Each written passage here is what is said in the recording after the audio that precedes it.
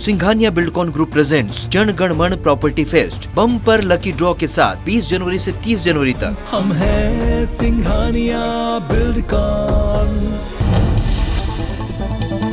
देश की वित्त मंत्री निर्मला सीतारमण ने बजट 2022-23 को आज लोकसभा सदन में पेश किया। इस बजट का पूंजीगत खर्च का लक्ष्य 7.5 लाख करोड़ रुपए रखा गया है, जबकि वर्ष 2021-22 के लिए ये राशि 5.5 लाख करोड़ रुपए थी। कैपिटल एक्सपेंडिचर में 35% का उछाल आया है। इस दौरान सीतारमण ने बताया कि देश की इकोनॉमी कोरोना की गिरफ्त से बाहर आ रही है।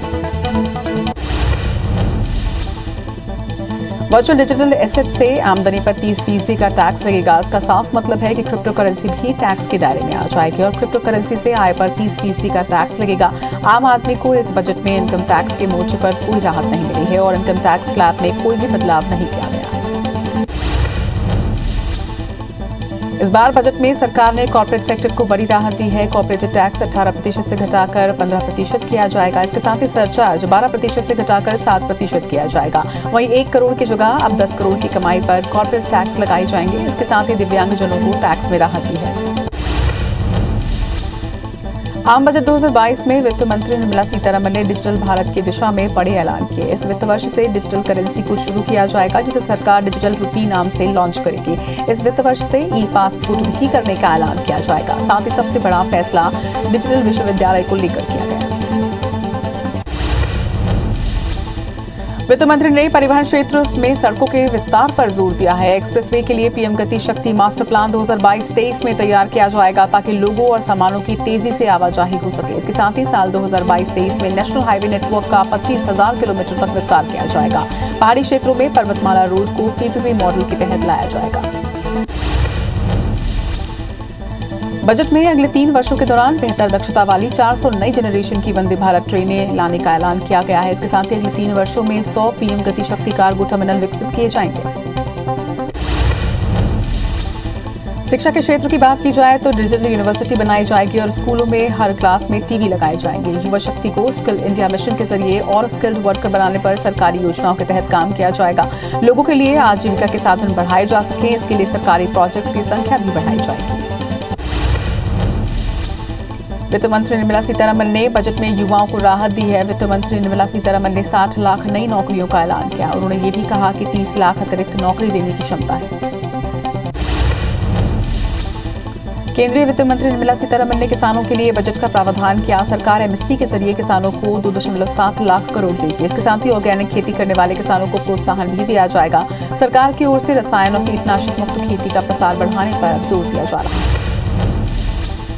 कोरोना महामारी ने सभी उम्र के लोगों में मानसिक स्वास्थ्य समस्याओं को बढ़ा दिया है। गुणवत्तापूर्ण मानसिक स्वास्थ्य परामर्श और देखभाल प्रदान करने के लिए बजट 2022-23 में नेशनल टेलीमेंटल हेल्थ प्रोग्राम शुरू करने की घोषणा की गई। इसके साथ ही नेशनल डिजिटल हेल्थ इकोसिस्टम बनाने की भी घोषणा है, जिससे मरीजों की डिजिटल सुविधाएं दी जाएंगी।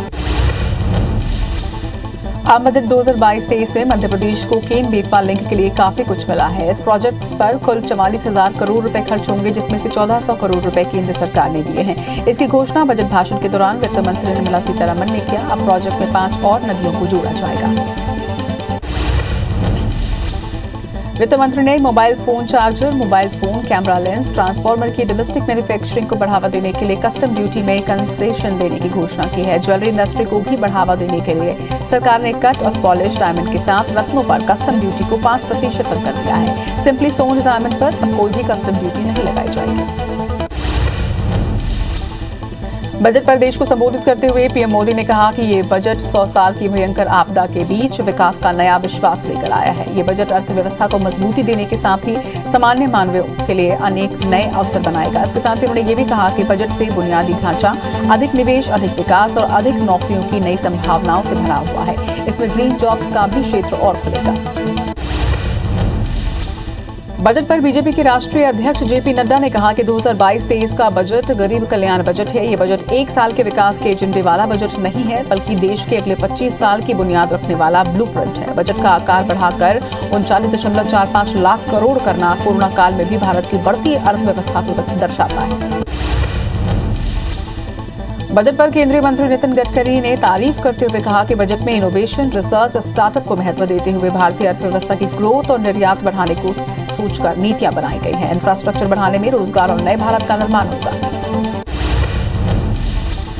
सीएम शिवराज सिंह चौहान ने बजट की तारीफ करते हुए कहा कि ये बजट समृद्ध, शक्तिशाली और विकसित भारत के निर्माण का बजट है। अधोसंरचना विकास के लिए 35% से अधिक राशि बजट में बढ़ाई गई है। इससे अधोसंरचना विकास के साथ साथ रोजगार के अवसर भी सृजित होंगे।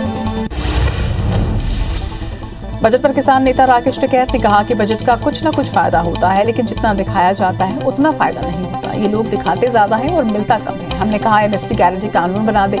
इस कानून से कम कीमत में फसलों की खरीद बंद होगी, लेकिन ऐसा कुछ भी नहीं हुआ। बजट को लेकर कांग्रेस केंद्र सरकार पर हमलावर है। विपक्ष के नेता मल्लिकार्जुन खड़गे ने कहा कि इस साल का बजट सिर्फ अमीरों का बजट है, इसमें गरीबों के लिए कुछ भी नहीं। वहीं पहले उन्होंने जो चीजें कही थी उसे दोबारा दोहराया है। उन्होंने कॉर्पोरेट टैक्स घटाया, लेकिन गरीबों के लिए कुछ नहीं किया।